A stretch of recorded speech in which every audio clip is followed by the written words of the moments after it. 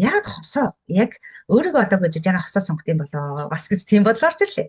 Тэгэхээр хос болж байгаа хоёр маань яг саяныхаар асуудал гэдэг зүйл анх бид нар хос болохтой яг үлээ. Тэр хүний бүх зүйлийг accept одоо хүлээн зөвшөөрдөг шүү дээ. Анх танилцаад хайртай болоод тэгэхээр тэр хүний бүх юм сайн харагдаад хоёр биендээ дуурлаад тэр их сайхан хайрыг хайцсан юм болоо гэдэг бас ийм асуулт бас гарч ирж байна. Тэгэхээр ингээд би жоохон ухаад байна л да тий. Тэгэхээр бид нар анханасаа хайрг байж байгаа сууц юм. Тэгэхээр бас үгүй байгаа байхгүй тий. Тэгвэл анханасаа яг хоёулагийн хамгийн зорилго гэж бас юу байх юм бэ гэдгээ бас ярилцаагүй. Тэ зүгээр л нэг хоёр хүн одоо суугаад хос болоод хүүхдүүд гаргаад яг үнийг хэлэхэд бид нар амьдрал дээр аав ээж болно гэдэг бүхнийхээ учрыг ч ойлгохгүй хос болж байгаа гэдгийнхээ утгыг ойлгохгүй нөгөө нэг өөрийнхөө хүсэл сонирхлоор яваад байвал яг хос гэдэг зүйл муу юм уу биш юм уу гэдэг бас асуултуудаас гарч ирээд байна л да. Тэгэхээр миний хувьд бол яг үнийг хэлэхэд хоёлаа хос болоод хамтын одоо зорилго яг юу юм бэ гэдгээ бас мэдэх хэрэгтэй юм бол ерөөсөө ярилцаж чаддаггүй. Тэ энэ зүйлүүд бас байдаг нэг гомлоо дотор хатгална ялангуяа нэг удаа яатсан бол одоо нэг уучлалцсан гэж хэлсэн ярнэл уучлж чадахгүй гомлоо дотор хатгалаад яваад тэрийг яаж уучлах гэж яг юм хэлэх юм те яг тэрийгээ бас ингэж гадагшлуулж мэдгүй яг нэг удаа ярилцаад окей гэсэн бол те тэрийг бас нэлээд сайхан юм. Тэгэл ингээд хараад хараа гомдлоосоо болоод бас ингээд жоохон хүндэрээд байдаг юм болоо да. Ингээд нөгөө ярилцсан багсаад байдаг юм болоо гэдэг бас болоорч чинь тэгээд өөрийгөө ястад саяны гэлмагш маань хэлдэг. Өөрийгөө дандаа хоёр тавьж эхэлдэг. Хосууд дээр дандаа тэр хүний өмнөнийг тэр хүн нэгт байх хэрэгтэй юм шиг. Тэгэхээр бид нар одоо нөгөө нэг айгүйх яриад байгаа зүйл хэл хязгаар гэдэг зүйлийг бас бодохоор айгүйх хэлээд байна шүү дээ. Ер нь миний хэл хязгаар гэж юу юм гэдэг зүйл дээр. Би юу ихээр ажиглалтай юм. Би тэгвэл тэрийг энэ хүнтэй те энэ хүнтэй би хамт байгаа юм ба өөрийгөө алдахгүйгээр яаж энэ хүнтэй хамтарч амьдрах вэ? Студийн салалтан дээр маш олон шалтгаанууд ер нь бол одоо юу яадаг ахaltaа нөлөөлдөг ахaltaа. Тэгээд тэрний дундаас яг ингээд нөгөө гол шалтгаанууд нь гэвэл ер нь бол өөрийнхөө хэл хязгаарыг тавьж өгөөгүй нөгөө хүн ойлгоогүй ч юм уу. Тэгээд тэр одоо нөгөө асуудал 2 3 удаа давтагдаад ирэхэд чи нөгөө л энэ зангаа гаргаад байна гэж тэгдэж штэ. Тэрнээс болоод бас хаалж болж байна. Аль эсвэл бас тодорхой хэмжээний гэр бүлийн нөгөө нэг одоо юу хэн тохирохгүй харилцаанаас бас хүмүүс нэлээд салдсан байлээ. Тэгээд ер нь бол ингээ яг шалтгаануудын яриад байвал амар их шалтгаан байгаа. Тэгээд ирэхэд гол нөгөө нэг хүн өөрийгөө сайн таниагүй байжгаад хосын харилцаанд орчхоор одоо төр тав гэдэг нь штэ. Бас нөгөө нэг эмэгтэй хүн чинь хитрхийн амар төгс хүнийг бас хүсээд байд юм уу да гэж байж илжээс ахгүй. Тэгэхээр нөгөө яг тэр төгс стандартанд тохирохгүй болоод ирэхээр за энэ биш байна гэд салдаг ч юм уу тий. Мэдээж одоо бага насны травма бас түүнтэй ингээд нөлөөлөд явагдаж байна. За сайн бацгаана уу бүгд өдрийн мэндийг хүргье. Бидний ертөнц бидний гарт подкаст маань хамтаага та бүхэндээ маш их баярлалаа бодгоо байна. Баярлалаа. За өнөөдрийн хоёрын подкастын нэр бол хосууд яаж салдаг вэ гэдэг сэдвээр ярилцлага шийдлээ. За тэгээд энэ дээр бид хоёр хөвчнтэй ихэнх хосууд асуудлаасаа болоод салдаг юм болов уу? Нэг бол ойлголцож чадаагүй, ярилцаж чадаагүй бас салдаг юм болов уу гэдэг сэдвийг хөндөж авч ярилцлага шийдлээ. За тэгэхээр гэлмагш машаас асуух асуулт. Тэгээ ер нь хосууд яагаад салдаг юм бол? Миний бодлоор бол ер нь бол хосуудын салалтан дээр маш олон шалтгаанууд ер нь бол одоо юу яадаг ахaltaа нөлөөлдөг ахaltaа. Тэгээд тэрний дундаас яг ингээд нөгөө гол шалтгаанууд нь гэвэл ер нь бол өөрийнхөө хэл хязгаарыг тавьж өгөөгүй нөгөө хүн ойлгоогүй ч юм уу. Тэгээд тэр одоо нөгөө асуудал 2 3 удаа давтагдаад ирэхэд чи нөгөө л энэ зангаа гаргаад байна гэж тэгдэж штэ. Тэрнээс болоод бас хаалж болж байна. Аль эсвэл бас тодорхой хэмжээний гэр бүлийн нөгөө нэг одоо юу хэн тохирохгүй харилцаанаас бас хүмүүс нэлээд салдсан байлээ. Тэгээд ер нь бол ингээ яг шалтгаануудын яриад байвал амар их шалтгаан байгаа. Тэгээд ирэхэд гол нөгөө нэг хүн өөрийгөө сайн таниагүй байжгаад хосын харилцаанд орчхоор одоо төр тав гэдэг нь штэ. Бас нөгөө нэг эмэгтэй хүн чинь хитрхийн амар төгс хүнийг бас хүсээд байд юм уу да гэж байж илжээс ахгүй. Тэгэхээр нөгөө яг тэр төгс стандартанд тохирохгүй болоод ирэхээр за энэ биш байна гэд салдаг ч юм уу тий. Мэдээж одоо бага насны травма бас түүнтэй ингээд нөлөөлөд явагдаж байна гэж ер нь ингээд яг хосуудын салж байгаа шалтгаан нь болохоор ер нь бол зүгээр асуудал цуг ярилцаагүйгээс болж тэрийг нөгөө нэг шийдэлт хүрээгүйгээсээ болоо тэгээд эцээс за бид хоёр тохирохгүй байна уу одоо ингээд салъя дөө гэсэн шийдвэрт хүрдэм байна гэж бодож исэн. Тэгээд ирэхэд болохоор ер нь бол ярилцах маш чухал юм байна. Тэгээд харилцаагаа авч үлдэх бас маш чухал юм байна. Ер нь салах бол миний бодлоор ер нь за салъя гэж хэлээ салцдаг тий. Тодорхой хэмжээний амархан тий. яг харилцаагаа авч үлдэж чаддаг хосууд л яг миний хувьд бол маш мундаг юм а гэж хэлмээр санагдчих шүү дээ. Яаж хийж агаад ярилцаа тэр арга шийдлийг олоод ингээд цуг явж байгаа хүмүүс бол яалтчгүй. Таны хувьд бол юу гэж бодож байна? Яг хос гэдэг үг маань яг юу юм болов гэдэг сая гэдэг юунд гарч ирж байлаа гэл маш маань яран дээрээс те. Ер нь бол бид нэр яг хосоо яг өөрийгөө одоо гэж яга хосоо сонгох юм болоо бас гэж тийм бодлоор ч ирлээ. Тэгэхээр хос болж байгаа хоёр маань яг саяныхаар асуудал гэдэг зүйл. Анх бид нар хос болохтой яадаг лээ. Тэр хүний бүх зүйлийг accept одоо хүлээн зөвшөөрдөг шүү дээ. Анх танилцаад хайртай болоод гэхээр тэр хүний бүх юм сайн харагдаад хоёр биендээ дуурлаад тэр их сайхан хайрыг хайцсан юм болоо гэдэг бас ийм асуулт бас гарч ирж байна. Тэгэхээр ингээд би жоохон ухаад байна л да тий. Тэгэхээр бид нар анханасаа хайрг байж суусан юм. Тэгэхээр бас үгүй байгаа байхгүй тий. Тэгвэл анханасаа яг хоёулагийн хамгийн зорилго гэж бас юу байх юм бэ гэдгээ бас ярилцаагүй. Тэ зүгээр л нэг хоёр хүн одоо суугаад хос болоод хүүхдүүд гаргаад яг үнийг хэлээд бид нар амьдрал дээр аав ээж болно гэдэг үгнийхээ учрыг ч ойлгохгүй хос болж байгаа гэдгийнхээ утгыг ойлгохгүй нөгөө нэг өөрийнхөө хүсэл сонирхлоор яваад ивэл яг хос гэдэг зүйл муу юм уу биш юм уу гэдэг бас асуултуудаас гарч ирээд байна л да. Тэгэхээр миний хувьд бол яг үнийг хэлээд хоёлаа хос болоод хамгийн одоо зорилго яг юу юм бэ гэдгээ бас мэдэх хэрэгтэй юм болов. Би ч анх ингээд тий хосын харилцаанд ингээд ороод явж байхдаа өстө жинхэнэ юм дүүлээ. Үерхэж явж байгаа аав ижилсэн хоёр нөхөр ихгүй юу тий аав ижилсэн тэмтэл чин тэр хүүхд гараад ирлээ хоёлаа ингээд яг хамтын зорилгоо ингээд бүтээх гээл нэг ажил хийгээд эхэллээ яг үнийг хэлээ хоёлаа ингээд хичээгээл ажил хийгээд эхэллээ ингээ эргээ харсан чи хүүхэд эмээ өвөө хоёрыг хөтөлсөн явж байгаа байхгүй яг үнийг хэлээд хоёр хүүхд юм уу биш юм уу тий яг яагаад тэр хүүхдийг бид хоёр гаргасан бид хоёрын хариуцлага юм байгаа зү тэгэхээр чи бид хоёр ч хариуцлага гэдэг юм бас мэддэггүй байсан байгаа байхгүй юу аав ээж байхын хариуцлага гэдэг зүйлийг бас мэдгүй шүү дээ тэгэхээр ингээ өөрийнхөө амьдралыг бас ингээл тунгаажил яана л та. Тэгэхээр бид нар анханасаа яг энэ хариуцлага хосын харилцаа гэж яг юу вэ гэдгийг бас их мэдэж сурах хэрэгтэй юм байна. Эхнэр хүн гэж ямар хүн байхаа бас мэддэг байх хэрэгтэй тий. Эхнэр хүн болчлаа. Дараа нь ээж хүн болчлаа. Ээж хүн ямар байх юм? Эхнэр хүн ямар байх юм? Бидний гэр бүлийн харилцаа яг ямар байх юм гэдгийг бас ингээ гоё тодорхойлоод өгчвөл хосууд хоорондоо салахгүй юм болоо да. Тий? Гэдэг бас юм тодорхойл гарч ирлээ. Тэгэхээр өөрийнхөө амьдрал дээр ер нь хэрэгцүүлээд харахад үүрэг хариуцлага гэдэг зүйлийг умарцсан байдаг юм байна. Хосуудын харилцаа яг ингээд үнэхээр эвддэг зүйл нь яг юу байдаг бол эвдэд байдаг зүйл нь. Эвдэд байдаг зүйл нь гэвэл мэдээж нөгөө нэг өөрийгөө одоо сайн таниагүйгээсээ болоод юм илэрхийлэх чадвар сул. За тэгээд ярилцах чадвар сул. Энэ бүхнээс тодорхой хэмжээний тэр харилцаа ингээд эвдрээд байна штэ. Тэгээд яг л гол үндсэн дээрээ нэг шийдэл дээр очих хэрэгтэй байгаа штэ. Одоо хос олцсон юм чинь. Тэгэхэд нэг хүн шал өөр юм бодоо явж идэг. Нөгөөх нь шал өөр юм бодоо явж идэг. Тэгээ нэг нь шийдэлд хүрсэн гэж бодоо явж байхад нөгөөх нь шийдэлд хүрээгүйгээ бодоо явж байхад тэр асуудал дахиж одоо сөхөгдөж гардаг. Тэгээд тэр асуудал байн сөхөгдөөд байвал мэдээж тэр чинь нэлийн ядаргаатай санагдан да тэр хүнд ямар ядаргаатай юм бэ энэ асуудал байн сөхөгдөөд ах ингээд яг үндэ бол тэр асуудал шийдэгдээгүй тэр асуудал уучлагдаагүй байгаа болохоор тэр асуудал дахиж сөхөгдөөд байгаа хгүй юу. Тэгээд ирэхэд болохоор нөгөө нэг тэр асуудлаас цогтаадаг. Хосын айл нэг нь ярилцах гээл оролдонгууд шууд за би гарлаа. За би явлаа. За дараа нь ярий. Би одоо завгүй байна. Би одоо ажилласаа ядраад ороод ирсэн байна гэдэг юм уу те. Нөгөө хүн шал цухтаагаад ингээд өөр юм ингээд яаж энэ тэгээд сүүл рүүгээ нөгөө хайртай эмэгтэй хайртай эрэгтэй ингээд ядаргаатай хүн шиг харагдаад тэгээд гэртээ тусгай болж эхэлдэг юм шиг байгаа. Рүүгээ ингээд найзуудтайгаа илүү их цагийг өнгөрөмөр санагддаг. Хайртай хүнтэй биш найзуудтайгаа айл эсвэл ажлынхаа хүмүүстэйгээ ч юм уу айл эсвэл тэр үед нь бас өөр эмэгтэй гараад ирчих юм бол өөр эмэгтэйтэй намайг илүү ойлгоод байна, намайг илүү хүндлээд байна гэдэг тэр нөгөө дутагдсан мэдрэмжийг нөгөө хүмүүсээс аваад эхлээд тэгэл яг тэр ганц асуудлаас ингэж ургааж гараад тэгэл тэр нэвдэрдэг юм шиг надад санагдсан шүү дээ. Таны хувьд бас байж таа тий. Ер нь бол ингэж ажиглаад тахад яг саяныхтай гэлмаа хашигтай ерөөдөө ер нь бол санал нэг байна. Өвчлэн бид нар тий хадмууд гэдэг нэг гэр бүлийнхэн гэдэг нэг хүмүүс хоёр хосын харилцаанд маш их оролцдог тий. Ер нь бол их оролцдог. Чи манай ээжийг тэгсэнгүй, чи манай аавыг тэгсэнгүй, чи миний нэг ингэсэнгүй, чи тэгсэнгүй. За тэгээд нэг асуудал гарангуул хамгийн түрүүнд асуудал ярьдаг хүмүүс нь хэн байдаг? Найзууд. Тэгээд найзууд юу гэж хэлдэг лээ? Ядаргаад наад нэг ядаргаатай юм салаач гэдэг юм тий. Яг иймэрхүү над ч ерөөсө цэцэрэхгүй биш үү тий. Ядаргаал шүү дээ. Тэгээд ч ингэж тэмглэг үнийг хэлэхэд тэр найзууд яг үнийг хэлэхэд өөртөө бас тий хосын харилцаа гэдэг юм дээр өөртөө ч асуудлаа шийдвэрлэж чадаагүй хүмүүс байгаад шүү дээ. Тэгвэл нэг ясан дээр ээж аав гэр бүлийнхэн маш их бас оролцоонд одоо хосуудын харилцаанд оролцдог манай монголчууд ялангуяа гэж би бодоод байгаа. Тэг тэр ах нь орж ирж загнадаг, энэ ч тэгдэг, надад энэ таалагдах байна. Инглээ тэглээ гэдэг үгийг маш их ингээд нөгөө ээж нь сайн үг, ээж нь маш гоё услалнаа гэж танаа над чинь тэхгүй байна, ингэхгүй байна тий.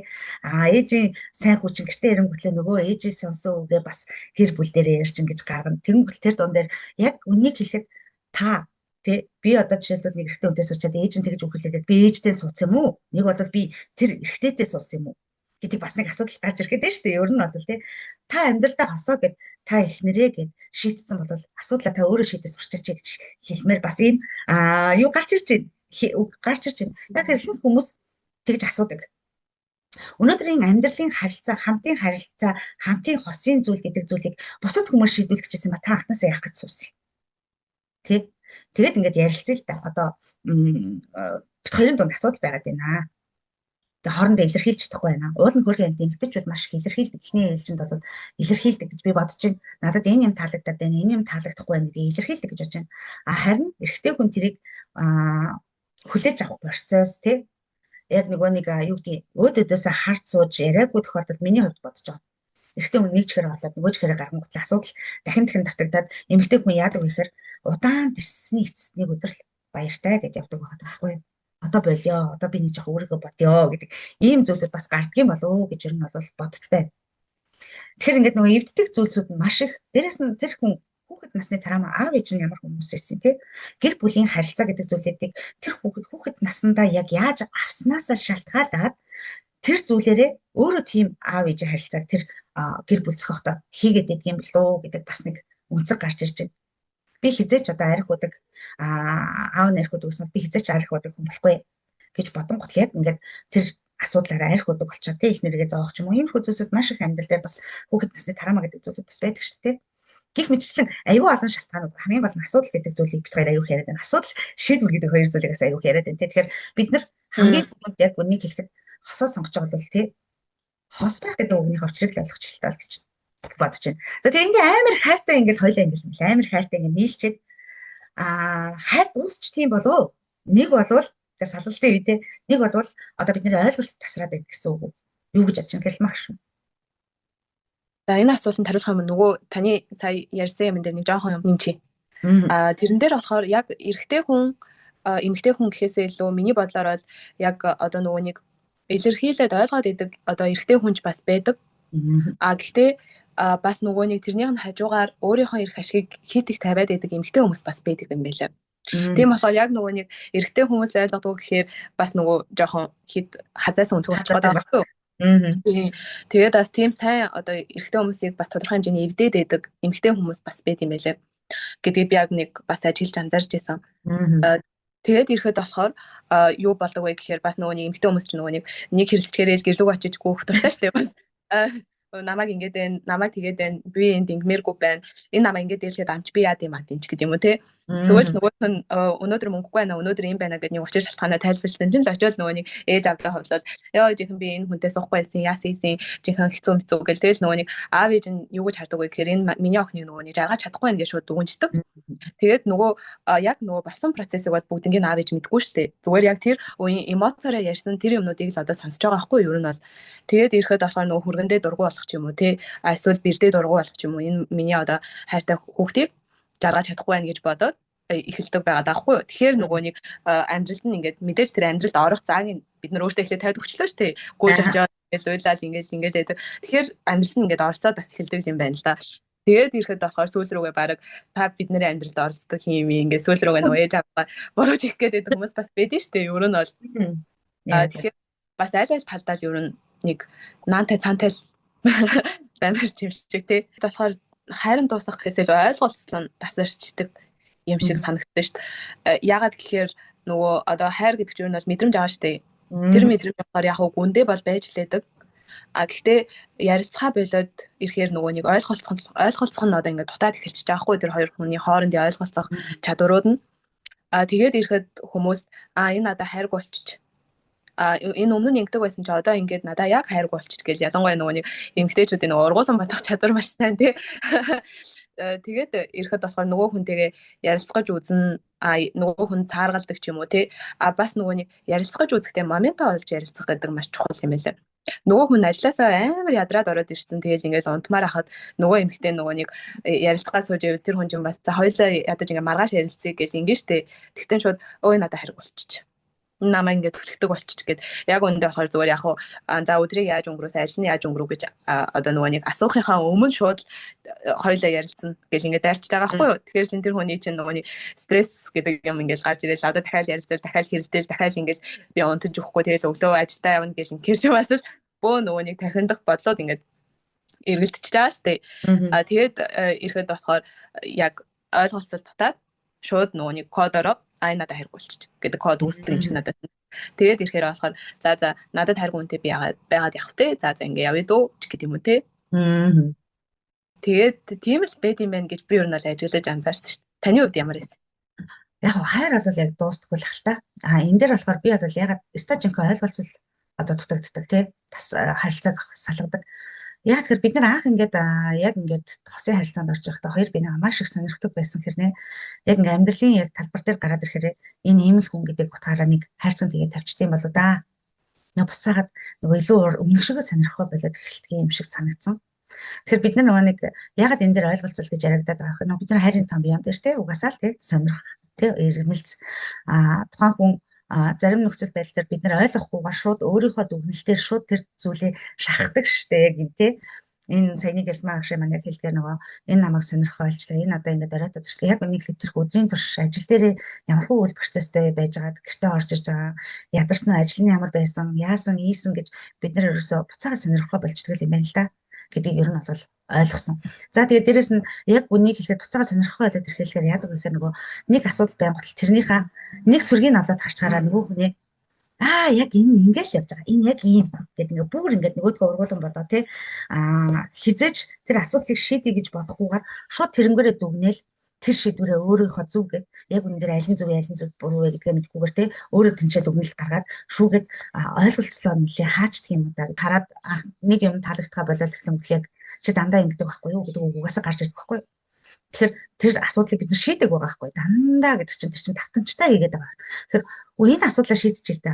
Тэ одоо ингэ шийдчихээ та гэж ерөөсөө оролддоггүй юм байна л та. Тэгэн хүлээ тэрийг станыг юу гэвэл нүдэн хүртэл дандаа муухайг нь олчрал энэ дандаа ингэ одоо яг орж ирээд яг тэгэндээ гэж бараг тэрийг өөрөө төсөөлөн бодоод яг тэгээ тэрийг гаргахлаа би чинь бараг нэргэггүй яг л ингэж байгаа байхгүй гэдэг шиг үзэгдлүүд гараад байд юм болоо та гэдэг бас сая юу орж ирж байна. Тэгээ угаасаа хайр дуусаагүй хамгийн гол нь бид нар тэр хүнийг нэг хайрцаг хийгээд тавьчихдаг. Угаасаа юм хүнгээд тэгвэл тэр хүнийг сонирхож байгаагүй дахиад эргээд сонирхох орон зайгаа тавьж өгөө гэдэг юм болоо гэдэг мэдрэмж ерөнхийдөө төрж ил. Тэр одоо яг нөгөө нэг хэдий харилцаагаа дуусгахыг хүссэн ч гэсэн ядарч нөгөө эвлэрэх орон зай үлдээ гэдэг үздэг хүмүүс чинь. Тэгэхэд нөгөө зарим хүмүүс бүр эвлэрэх орон зайгаа үлдээхгүй нөгөө хүнийгаа нэг одоо юу гэх юм бүр амар нөгөө нэг муугаар хилээд ингээд нэг бас хэцүү байдаг штэ. Тэгээд ирэхэд болохоор тэнд бол нөгөө нэг ямар ч эвлэрэх орон зай үлдэхэ болчих байгаа байхгүй. Дараа нь яагаад гэхээр нөгөө нэг сэтгэлд нь юм хийчихээр дараа нь тэр хоёр хүн ингээд цуг эргээд нийлсэн ч гэсэн чи намайг хийжсэн мэдтэй гэдэг нөгөөх нь ингээд нөгөө сэтэрч гарч ирээд идэв чи намайг хийжсэн угаасаа чи намайг ингэж бодоо явдаг юм чин гэж мэгээд тэгээ бас тиймэрхүү юмнууд нэрээ ажиллаж ирсэн юм шүү дээ. Тэгээ одоо тэгээд ингээд яг ингээд харахаар нэгэнт ингээд нөгөө нэгнийхээ сэтгэлд сэр суулгах чаар гэж сэтгэж шүү дээ. Бид нар яга хайртай хүмүүсээ өгөх гэж гондоод юм бол миний хувьд болохоор ер нь нөгөө нэг үн цэнийг мэдтгүү болохоор ер нь бол тэгж бас нөгөө нэг хүн яагаад хайртай хүндээ хамгийн хатуу ханддаг вэ гэхээр энэ хүн надаас явахгүй дээ гэж боддгийн үндсэн дээр нэлээд тийм хатуу үс чолоод тийм байна гэж бодсон. Тэгээд мэдээж хүний чинь бас төвчээр дуусан тий тодорхой хэмжээний тэгээд за одоо ингээд зогсоо би ингээд явлаа гэд тэгэнгүүт энэ хүн чинь бас явж чаддсан байх штэ гэж бас ингээд бодогддгийн юм шиг надад санагдчихсан байхгүй юу. Тэгээд ирэхэд болохоор ер нь бол нөгөө нэг хүн болгонд хэмжээ хязгаар хэл хязгаар гэж байдаг байгаа байхгүй юу. Ер нь бол нөгөө төвчээрийн хязгаарын мэдтгэж шалгаарай гэдэг чинь хүмүүс. Тийм тэгээ ер нь бол яг би бол бодохдоо харилцаанд хэтэрхийх өөрийгөө алдсан болоод тий бас иймэрхүү зүйлүүд гарч ирдэг юм болов уу гэж сая бодож байна. Яг тэр бүх юмыг тэр хүний өмнөөс хийгээд бүх шийдвэрийг за тэрэнд яаж хахаар би энийг боловч бүтээч ингээд нөгөө сүүлийн үед ер нь ингээд ажиллаад хахад эмэгтэйчүүд маань маш хүчрхэг болоод байна л да. Анзаараад хаа тий эр хүний хийх ажлыг хийхгүй өөрсдөө хүчрхэг эмэгтэй болоод хахаар эрэгтэй хүн бас тэрэн дээр бас ингээд нөгөө хүчрхэг байна шүү дээ. Эр хүн гэдэг чинь гэр бүлээ авч явах тийм хүчтэй хүмүүс байгаа шүү дээ. Тэгвэл ер нь зүгээр анзаарч хаад эр хүн жоохон хүндлэл авахгүй өөрөө хэд хүчрхэг болцсон эмэгтэйчүүд бас эрэгтэй хүнийг эвдээд идэв юм уу да гэдэг ийм бодлоос гарч ирж байна. Тэ хэрэг тэр хүний хүнлээд амьдралынхаа төлөө зүтгэж чадж байгаа бол сайхан урамшуулад хүнлэлийн өгөөд орж ирэхэд нь өстөж ингэн тэ өнөөдөр яасан ийсэн гэдээ ярилцаад эхлэх юм бол бас харилцаан дээр ер нь бол нэг тийм алдаа дутагдал гарахгүй юм шиг мэдрэмж. Тэр чинь тэгэхээр бид нар эмэгтэй хүмүүсийг гэж хэлэхэд битгий хүчрхэг эмэгтэй болоорой тий бид нар чинь бас сул дорой байх үедээ сул дорой байгаа хүчрхэг байх үедээ хүчрхэг байлгүй яг тэгэхээр нөхрийнхөө найз нь бол заримдаа тий тэр хүнийг сайхан сонс тэр хүн юу дутагдaltaй хагаад эхнэр байх үедээ эхнэрнээгаа сайхан хувцсан нэрээ нэг хоолыг хийж өгөхтэй хийж өгье тий зарим үед тий ээж нь бол л да гоё алдах гад байгаа зүйл дээр нь сайхан зөвлөгөө өгөөд яг иймэрхүү зөвлөлүүдийг хийгээд нэг одоо бид нар сүүлийн үед аюух яриад байгаа шүү дээ эмэгтэй хүний хатан ухаан гэдээ яриад байгаа тий тэр ганцхан эхнэр гэдэг дүрээрээ биш яг энэ харилцаан дээр ч гэсэн юм найзуудын дүрийг тий тэр хүн хэрэгтэй үед нь сонсоод өгчдөг. Яг л ихэнх ирчүүд ингээд ярих юмаа ингээд нөгөө сэтгэл хэцүү болоод ирэхээр найзуудтайгаа уулзмаар нуумаар гэдэг чинь яг үнэ. Тэгээ тэр үед нь яг та сонсоод өгөх юм бол та хоёрын харилцаанд ч гэсэн альдаа янз юм гарахгүй болов гэдэг юм бодол бас орж ирж байна. Гэрэл маш маань өгч байна. Ер нь бол таны бодлоо санал нэг байна. Тэгээд харилцаан дээр болохоор нөгөө нэг өөрийгөө алддаг гэж та хэлсэн дээ. Тэрэн дээр болохоор нөгөө нэг бас тодорхой хэмжээний айдсан дээр тулгуурсан шийдвэр байгаа байхгүй юу? Нөгөө нэг би хайртай хүнээ алдчихгүй дээ гэсэн айдастай хүн анханасаа байх юм бол тэр айдсан дээрээ тулгуурлаад тэр хүний төлөөх гэсэн одоо өөрийгөө нэгт тавихгүйгээр тэр хүнийг нэгт тавиад ингээ юмнуудаа хийгээд байгаа байхгүй юу? Тэгэхээр тодорхой хэмжээний үргэлж яг хуу хитрхи амир өөрийгөө бодох биш те ганцхан би гэсэн биш. Бас нөгөө хүний тодорхой хэмжээний бодох. Тэгэл тэнцвэртэй харилцааг ингээд авч явах юм болоо да гэж бодлоо сая бол. Тэгээ нөгөө яг одоо ингээд хоёулаа буцаагаад юунд ороход ярилцгаа болох гэдэг зүйл хамгийн том хосуудын ер нь бол салалтын шалтгаан болдог зүйл ерөөсөө ярилцаж чаддаггүй. Тэ энэ зүйлүүд бас байдаг нэг гомлоо дотор хадгална. Ялангуяа нэг удаа яатсан бол одоо нэг уучлалцсан гэж хэлсэн ярнэл уучлж чадахгүй гомлоо дотор хадгалаад яваад тэрийг яаж уучлах гэж яг юу хэлэх юм те. Яг тэрийгээ бас ингэж гадагшлуулж мэдгүй яг нэг удаа ярилцаад окей гэсэн бол те тэрийг бас нэлээд сайхан юм. Тэгэл ингээд хараад нөгөө гомдлоосоо болоод бас ингээд жоохон хүндэрээд байдаг юм болоо да. Ингээд нөгөө ярилцсан багсаад байдаг юм болоо гэдэг бас болоорч чинь тэгээд өөрийгөө ястад саяны гэлмагш маань хэлдэг. Өөрийгөө дандаа хоёр тавьж хэлдэг. Хосууд дээр дандаа тэр хүний өмнөнийг тэр хүн нэгт байх хэрэгтэй юм шиг. Тэгэхээр бид нар одоо нэг айгүйх яриад байгаа зүйл хэл хязгаар гэдэг зүйлийг бас бодохоор айгүйх хэлээд байгаа шүү дээ. Ер нь миний хэл хязгаар гэж юу юм гэдэг зүйл дээр. Би юу ихээр ажиглалтай юм. Би тэгвэл тэрийг энэ хүнтэй те энэ хүнтэй би хамт байгаа юм ба. Өөрийгөө алдахгүйгээр яаж энэ хүнтэй хамтарч амьдрах вэ? Бас хоёр биенийхээ хүсэл сонирхлыг хэрхэн яаж сонсдог байх вэ? Магадгүй нөхөр нь сакс тоглодог байвал те нөхрөөгөө дэмжиж тийм биз дээ. Чи өөрөө арай өөр төрлийн спорт сонирхдаг бол нөхөртөө хоёулаа энийгээ хий. Хамтыг биш байж болно. Гэхдээ хүнд өөрийн хүсэл сонирхол гэдэг зүйлийг алдагдуулаад ирэхээр бас тэр зүйлүүд надад манайхан ч айгүйх ярьдаг болсон нөгөө виз авчиж гарна гэдэг ингээд бүр тэрийг бүр ингээд нэг хууль цаад шиг болгоцсон тий. Яг үнэхээр тэр виз гэдэг нь яг юу юм? Тэр хүнд өөрийн одоо орон зай гэж байхгүй. Хэл хязгаар гэж байхгүй байгаа байхгүй тий. Тэр чинь ихтгэлцэл байхгүй учраас виз авах байхгүй гэдэг дээр яриад байна шүү дээ. Хосод ярилцсан. Яг тэр хүн итгэж болох байгаа. Үнэхээр итгэж болох байгаа мó? Яг тэр хүн өөрийнхөө хүсэл сонирхлоор тий 7 хоногийнхаа 2 өдөр спортоо хийдэг бол спортын хэлгээ тий найзуудтайгаа гарах үед найзуудтайгаа гаргаад нэг бол үнэхээр ингээ бүр гараад гашраацсан юм уу би нэгээс ойлгох байхгүй виз гаргана визтэй гаргана оруулна гэдэг үг. Тэгэхээр энэ хэл хязгаар гэдэг зүйлээ маш гоё хоорондоо ярилцах хэрэгтэй. Хүмүүсийг би бол гэж бодож байна ярилцах хэрэгтэй тий би юм чи хийхэд дургүй байна. Надад энэ зүйлүүд чинь таалагдахгүй байна. Энэ нь бол таалагдаж байна. Би бас ийм зүйлүүдийг хийхийг хүсэж байна. Чи юу гэж бодож байна? Хоёулаа юу гэж бодож байна? Энд чинь гэр бүлийн хамтын харилцаа, хамт амьдарч байгаа учраас хин хинийх орон зайг бас тавьж өгч сурах хэрэгтэй юм шиг надад ийм мэдрэмж төрчихсөн. Гэрэл магш маань энэ дээр өгч чинь. Яа, бас нэлээд чанга асуулт шүү дээ. Би зөхгүй гэдэг тий. Би бас виз өгдөггүй төрлийн хүн байсан. Эхнэр нь ч болоогүй байж. За юу. Үгүй нэрэл тийм ихнэр нь болоогүй тийм ирэх чи одоо байхгүй байж иж. Найз залууга найзуудтай нь уулзахад амар дургүй байсан.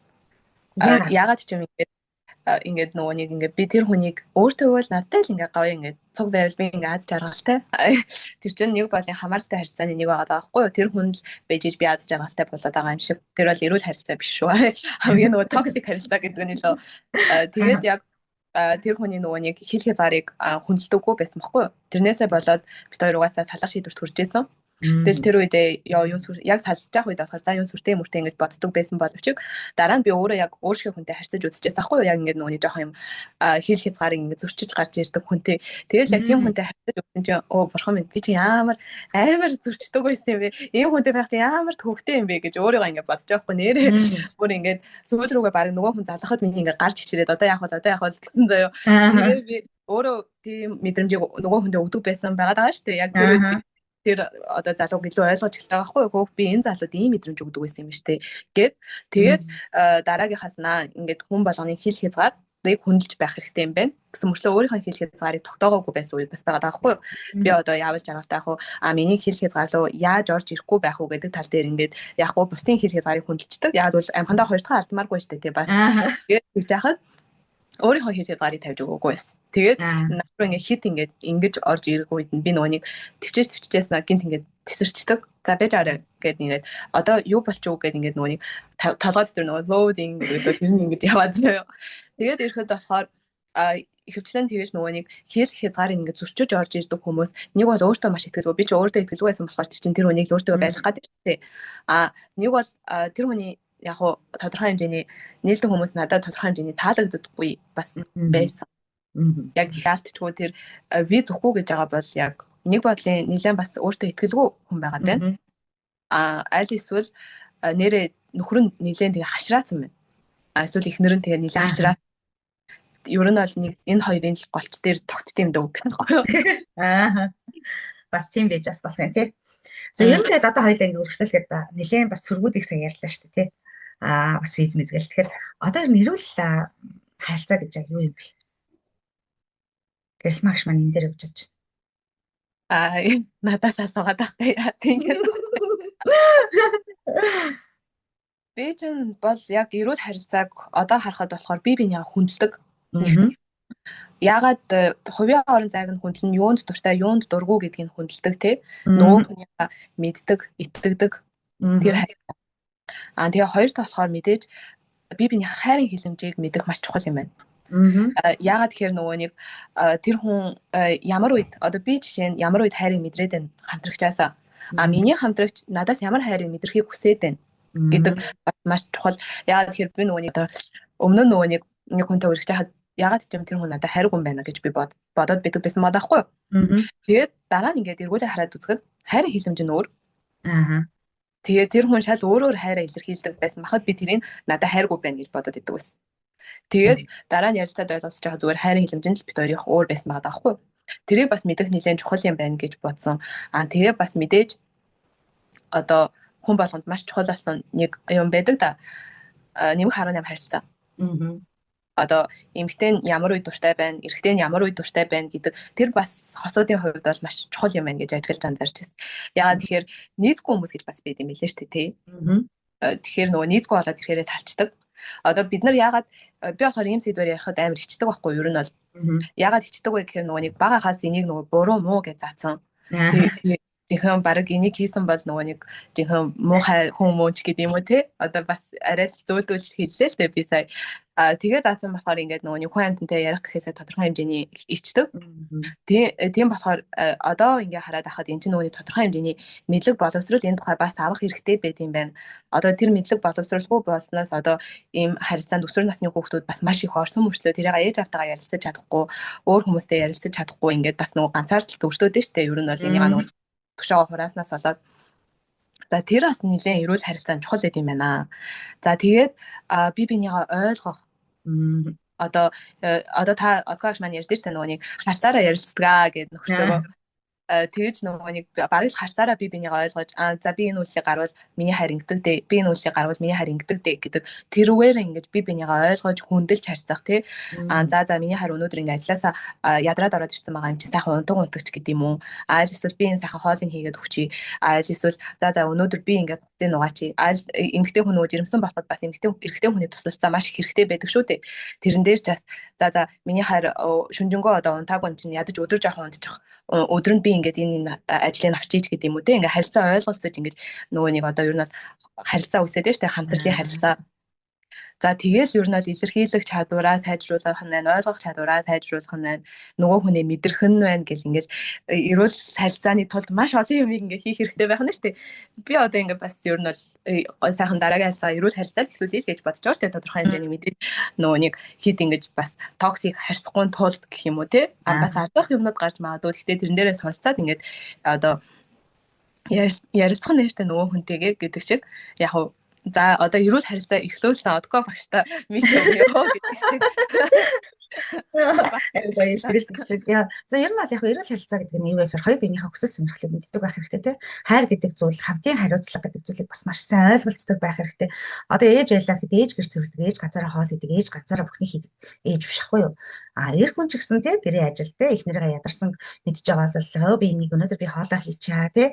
За өнөөдөр би нэг амармаар байвал хүүхдүүд ядарсан байгаад миний хүүхдүүд ч гэсэн ээжээ би гоё шалгаагаад ээжээ би тоосоо суулгах ийм гэр бүлийн хамтын харилцаа гэдэг зүйл хүн болгон өөр гэсэн өөр хариуцлага мэддэг байх хэрэгтэй гэдэг энэ зүйлүүдийг бас хэлмээр хүндэтгэл байгаа газар хайр угаасаа цэцэглэж хөгжиж байдаг. Тэгэхээр хин хинийгээ хүндэлдэг. Өнөөдөр яг үнийг хэлэхэд бид хосын талаар яриад байгаа ч гэсэн өөр хүүхд дээр ч гэсэн хүүхдээ хүндлэх хэрэгтэй. Тэ тэр хүүхэд яг үнийг хэлэхэд танаа гэрт маш их гоё хайрыг мэдрүүлэх гэж ирдэг хүүхдүүд биднэрт суралцуулах гэж ирдэг. Тэгээ бид нар хүүхдүүдийг айгүйх даардаг үгүй харин хүүхдүүдээ сонсож сур хосын харилцаан дээр хамгийн чухал зүйл чинь сонсох буюу ярилцах энэ хүн яг юу хүсэж байгаа юу хүсэхгүй байгаа тий хүүхд маань яг юу хүсэж юу хүсэхгүй байгаа би хүүхдийнхээ хүсэхгүй зүйлийг хийгээд нөхрийнхөө хүсэхгүй зүйлийг хийгээд байвал бид хоёрын дунд жинхэнэ тулаан үүснэ шүү дээ тэгэхээр хамгийн чухал юм чинь ярилцах ягаад энэ зүйлийг дахиж гаргаад ягаад юу болчих тий иймэрхүү зүйлүүд сонсох чадвар бол хамгийн чухал. Та нар түрүүн бас гэрэл мамаас хэллээ шүү дээ тий эхнэр эмэгтэй хүн яг үнийг хэлэхэд жирэмсэн үе жирэмсний дараах төрсөн үе эмэгтэй хүн маш их гормоны өөрчлөлтөнд ордог учраас ааш авир нь хүртэл тэрийгээ дагаад ааш авир гардаг тэрийг нь хүлээн зөвшөөр энэ хүн ганцаараа биш шүү дээ энэ хүн хорвоод ертөнцийг дотроо багтаагаад дахиад нэг өөр ертөнцийг өөр дээр бүтээгээд ирж байгаа энэ хүнийг хүндлэх хэрэгтэй ягаад нэрээ бүр хэмтэн ингээд одоо зарим одоо эрэгтэй хүмүүстэй таргалцсан эрэгтэй хүмүүстэй биелж байгаа шүү бүгдийг хэлээгүй гутлахаа үдээсээ үтгэж яд үлээ аашлаа. Маш хэцүү тий. Тэгэхэд эмэгтэй хүн гизэн дотроо хүүхэд тээж байгаа тэр момент яг тэрнтэй адилхан гэ одоо. Тэгээд зарим үед ингээд явхаар ингээд бүр нуруунд чилээд өгдөөд идэг. Бид нар мэдчихэж байгаа шүү дээ. Энэ зүйлүүд ийгэж гисэн эмэгтэй хүн чинь нэрээ хүүхэд тэмдэж ийм том асуудал. Тэгвэл би энэ дээр ихэнх тохиолдолд жирэмсэн төрсний дараах үе дээр маш их ийм асуудлууд гарч салалт явагдаад байна уу да гэдгийг анзаарч ирсэн. Тэгээ тэр эмэгтэй хүн гормоны өөрчлөлтөнд орж байгаа хүүхдэд гаргасны дараа бас ингээд яг түрүүний гэрэл магш маань хэлжсэн хүн болго хичээд ярьдгүй секси харилцаа буюу 16+ харилцаа бол ялцж байхгүй гэр бүлийн амар нэг асуудал. Өөр хин хиндэд одоо тэр таашаал бүх таашаал авах. Тэгвэл энэ амар том сэдв учраас магадгүй гэрэл магш маань ичгээ болсон үед тэр энэ сэдвээс ярилцах боломжтой гэж хэлмээр тий надад бол энэ тухай ярихад бол асуудал байхгүй. Яг бол хамгийн гэр бүлийг авч явдаг гол чухал зүйл учраас яг таашаал гэдэг зүйл чинь юу юм? Хин хиндэ хоёр биендээ өгч чадж байгаа тэр мэдрэмж шүү дээ. Энэ мэдрэмжийг бид нар хаанаас авдаг? Түрүүний хэлдэг хайрын хилэмж гэж ярьж штэ биднээс тий. Жишээлбэл би тэрх би ингээ хүн тэрх миний хайрын хилэмж гэж болж штэ. Тий. Тэгэхээр энэ хайрын хилэмжийг би нөхөртөө тэрж өгдөг гэж болж байна. Хүүхдүүдэд би тэрж хайрын хилэмж өгдөг гэж болж байна. Нөхрийн манд хайрын хилэмж бол гой сайхан үгээр намайг хүсэлдэг гэж болж байгаа байхгүй юу? Тэгэхээр энэ хүний хайрын хилэмж яг юу вэ гэдгийг бид нар анзаарахгүйгээр зарим хүмүүс санаа зовлтоор хайрын хилэмж өгöd. Тэгэхээр ингээ ойлголцол байхгүй учраас салалт их явагдаад байгаа юм болоо да гэдэг ийм бас мэдрэмж аявах гарч ирж байгаа. Тэгэхээр эрүүл тэг харилцаа буюу хэл хязгаараа тавьцсар тэг дуртай дургүй минь мэдэж сур яг үнийг хэлэхэд та хоёр хоорондоо ярилцж байгаа тохиолдолд чин сэтгэлээсээ цаг гаргаад анх болцож явах үедээ та хоёр ямар гоё болцоо цоогоод кино үзээд хоолнд ороод явдаг байсан яг тэр зүйлээсээ буцаад эхлээд магадгүй энийг бид хоёрын подкастыг сонсоод дараад нь нэрээ миний харилцаанд юу байгаа лээ бид хоёрын харилцаанд яг юу дутагдаад байгаа юм болоо гэдгийг үсэх юм бол Энэ үйлдэлийг хийгээд үзээрэй. Хоёулахнаа хамт байх. Хүүхэд гарсны дараа хоёулахнаа гэдэг зүйлийг мартчихдаг. Ягаад гэхээр бид нар хүүхэд өөрсдөө бүр илүү одоо нөгөө урд нөхрийгөө одоо нөхөртөө өөрийгөө өгдөгс бол одоо эмэгтэй хүн бүр илүү нөхөр хүүхэд гэдээ явчихсан. Нөгөө нөхөр ч гэсэн эр хүн ч гэсэн тий хүүхэд гэд одоо хүүхэд гэр бүлийн одоо цалин мөнгө гэдэг юм дээр гараа явчихдаг. Тэгэхээр бид хоёр харилцаагаа авч үзэхэд бол хүүхэд байхдаа анх үерхэж явах үедээ ямар зүйлүүдийг илүү хийдэг байсан тэр зүйлүүдээ хийгээд хоёулахнаас мөчийг гаргаад нэрээ миний ханы өнөөдөр те ямар хөө байна гэдэг сэтгэлийн сонсоод үг үйлдэлээрээ өөрийнхөө хайрын хилэмжээ бас илэрхийлээд ингээд үзэх юм бол салалт гэдэг зүйл ер нь бол гарахгүй байх гэж бодож байна. Нэгэнт хүүхэд гаргацсан бол тэр хүүхдийг бити өнчрүүлээсэй те эн чинь тэр хүүхэд том болоод дахиад гэр бүл зохино. Тэгэхээр тэр гэр бүл тэр хүүхдийн амьдралд маш таны тоо хоёрын өгсөн хайр тэр хүүхдэд маш том сургамж болж гэр бүлээ дараагийн гэр бүлээ бүтээх ашиг нь байдаг юм шүү гэдгийг бас хэлмээр саналлаа. Арай ярьч үг гэрмагш маань нэмж хэлэхцэл байна. Юм хараад байхад нөгөө хосуудын харилцаанд хүмүүс нилээ ингээд тааш давхарахгүй мөртлөө ингээд төвчээл байгаад идэв штэ. Тэр бас нэг бодлын бас нэг надад жоохон буруу юм шиг санагдаад идэв байхгүй юу. Яагаад тэгэхээр нөгөө нэг тэр төвчснийг хүүхэд хараад бас тодорхой хэмжээний ингэж төвчих ёстой байд юм байна гэд дотроо бодчихдог. Тэгээд ирэхэд болохоор тэр хүүхэд том болоод ч юм уу те бас л адилхан таны төвчж байгаа юмыг төвчнө.